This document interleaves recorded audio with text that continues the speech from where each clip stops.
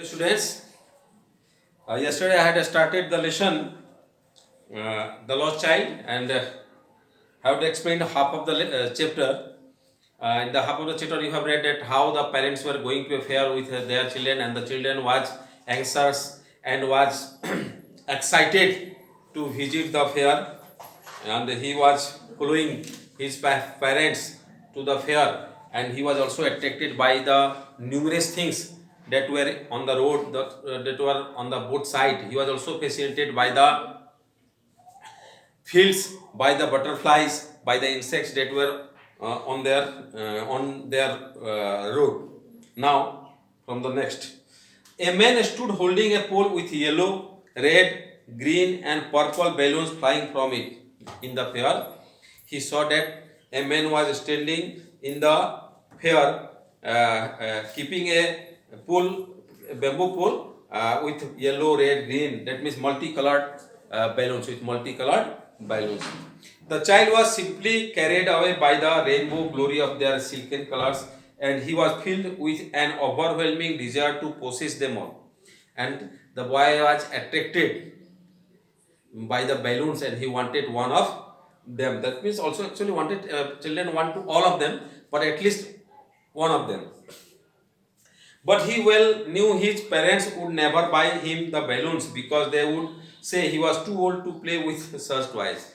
But he knew that his parents would not buy the balloons and would say that he was too old to play with balloons. So he did not say anything. So he walked for further. So he walked away. A snake charmer stood playing a flute to a snake which coiled itself in a basket. It had raised in a graceful band like the neck of a swan, while the music stole into its invisible ears like the gentle ripping of an invisible water flow. That means in the fair he also saw that a snake charmer was playing some game, or playing with a snake, and also playing the, what you can say, kind of pungi, a kind of sound that was also attracting the child most. The child went towards the snake charmer. Now he went to him, but knowing his parents had forbidden him to hear such coarse music as the snake charmer played, he proceeded further. But he knew that his parents would not allow him to listen, to hear such kind of music. So the snake charmer. So he did not go to the snake charmer and proceeded further. That means went ahead. There was a roundabout in full swing, and in the fair there was also a roundabout. Men, women, children carried away in a whirling motion, sighed and cried with dizzy laughter. And so many people, a crowd of people were there enjoying the roundabout, also smiling, also crying. The child watched them intently, and then he made a bold request. And now he could not resist his temptation. He made a bold request. I want to go to the roundabout, please, father, mother. He requested his parents to that he wanted to go to the roundabout. That means he wanted to enjoy the roundabout. There was no reply. He turned to look at his parents. They were not there, ahead of him. But when he said these words boldly, that parents to his parents, that he wanted to go to, he wanted to enjoy the roundabouts, and when he turned to see his parents, he saw that they were not there. He turned to look on the other side. Now he started searching on the both sides. They were not there. He looked behind. There was no sign of them. That means he now started looking for them here and there, forward and backward, but he could not find them. He could not see them. A full deep cry rose within his dry throat, and with a sudden jerk of his body, he ran from where he stood, crying in real fear, "Mother, father." Now he saw everything, and he felt some frightened. Then he became frightened, and now he started shouting, "Mother, father." Tears rolled down from his eyes, hot and fires, and now tears come to his eyes. He flushed, face convulsed with fear, panic stricken. He ran to one side first, then to the other, hither and thither, in all directions, knowing not where to go. Mother, father, he will. Now he started crying in search of his father. He started searching his parents, but he could not find them, and in a fearful manner, in a frightened manner, he started crying, mother, father. That he wanted to find them, he wanted to search them, he wanted to get them. His yellow turban came untied and his clothes became muddy. Look what had happened. His yellow turban came down and also his clothes became muddy, that means became dirty. Having run to and fro in a rage of running for a while, he stood defeated. He cries suppressed into sobs. Look also. Having running for a little, that means in the fear he started running here and there in search of his parents, and he became very suppressed, very defeated, and feel very what you can say, he was very exhausted. A little distance on the green grass he could see through his filmy eyes man and woman talking. He tried to look intently among the patches of bright yellow cloths, but there was no sign of his father and mother among these people who seemed to laugh and talk just for the sake of laughing and talking. He started to search his parents wherever he could do, wherever he could go, wherever he could find, but he could not. He only saw that the people were there enjoying the fair, smiling, crying, talking to each other, but no one was taking care of him, and no one worried about it. He ran quickly again, this time to a shrine to which people seemed to be crowding. Now he went to one side where he found that a large number of people were crowding there. Every little inch of space here was congested with men, but he ran through people's legs, his little sobs lingering, mother, father. There was a lot of people, and he started searching under their legs, and also shouting, mother, father. Near the entrance to the temple, however, the crowd became very thick. Men jostled each other, heavy men with flashing, murderous eyes and hefty soldiers. That means it was the entrance of the temple, and people were there to enter the temple. They were hustling, bustling, whatever they could do. The poor child struggled to thrust a way between their feet, but knocked to and fro by their brutal movements. He might have been trampled underfoot had he not struck at the highest pitch of his voice, father, mother.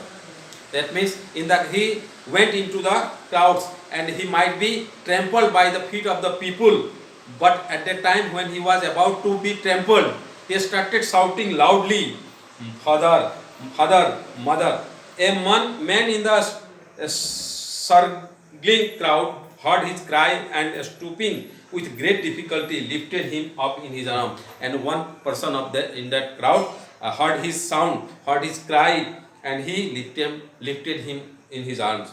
How did you get there, child? Whose baby are you? The man asked as he steered clear of the mass. When he took the boy out of the crowd, he asked the boy that how he had got there and whose baby was he. The child wept more bitterly than ever now and only cried. But the child could not say anything except, I want my mother, I want my father. He only wanted his mother and father. The man tried to soothe him by taking him to the roundabout. Now the man tried him to make him calm, to make him calm or soothe. That means he wanted to give him encourage. Not to cry. Will you have a ride on the horse? He gently asked as he approached the ring. And when the man took the boy to the ring, he asked that if he would like to have a ride on the horse. The child's throat tore into 1,000 sobs and he only shouted. And now the child's throat, he again started shouting because he was hopeless. He had become restless. So he said, I want my mother, I want my father. He only said he wanted his mother and father. The man headed towards the place where the snake charmer still played on the flute to the swaying cobra. Now the man took him to the near the snake charmer where he was playing or swaying the cobra or playing with the cobra. Listen to that nice music, child, he pleaded. He asked the boy that to listen to the nice music, the beautiful music. that was played by the snake charmer. But the child shut his ears with his fingers and shouted his double-pitched strain, I want my mother, I want my father. He again shouted that he wanted his mother or the father, that means his parents. The man took him near the balloons, thinking the bright colors of the balloons would distract the children's attention and quieten him. Now the man took the boy to the balloon seller, and also he thought that might be the balloons would attract him and he would be calm. Would you like a rainbow colored balloon? He persuasively asked to give him some courage. He again said that would you like to have some colored balloons? The child turned his eyes from the flying balloons and just so. The boy turned his eyes from the balloons and only asked, I want my brother, I want my mother, I want my father. He only wanted his parents. The man, still trying to make the child happy, bore him to the gate where the flower seller said, look, can you smell those nice flowers, child? Again the man tried to make him happy, and so he took him to the flower seller and asked, look, can you smell those nice flowers? Child, would you like a garland to put around your neck? That would he like to have a garland of Gulmohar? The child turned his nose away from the basket and reiterated his sob, I want my mother, I want my father. He again moved away from the basket and again started crying, shedding tears, and said he only wanted his parents. Thinking to humor his disconsolate charge by a gift of sweets, the man took him to the counter of the sweet shop. Now the man took him to the sweet counter. What would you like, child? He asked. Again he asked the boy what he would like. The child turned his face from the sweet shop and only saw. Again he turned his face from the sweet shop and said, I want my father, I want my mother, I want my father. He only wanted his parents. That means through this lesson, it is said that a child is always attracted by the things of a fair or things of shops. No, that attracts him. But all of above, every child loves his parents, and he always wants to be near with him, to be with him. So, it is clear. So it is understandable that the bond between the parents and the children is great, and it cannot be avoided. It cannot be breakable. It is not breakable. So thank you, children. Tomorrow I will give you the questions, the important questions to write in your notebooks. Thank you.